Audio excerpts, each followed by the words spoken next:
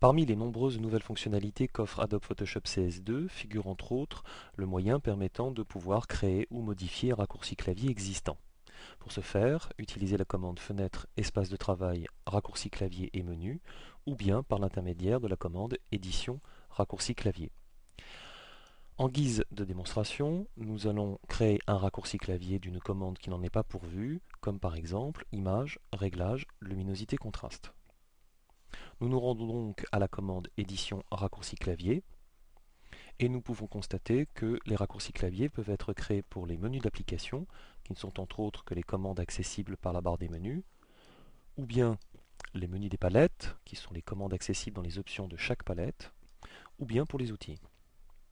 Dans notre démonstration, nous allons inventer un raccourci clavier de la commande luminosité contraste qui se situe dans image, réglage, luminosité contraste. En cliquant une fois sur l'intitulé de la commande, se libère un champ où je peux insérer un raccourci clavier. Photoshop étant un logiciel doté de nombreuses commandes et donc de nombreux raccourcis clavier, si vous insérez un raccourci clavier déjà existant, Photoshop stipule par une alerte jaune que ce raccourci est déjà utilisé.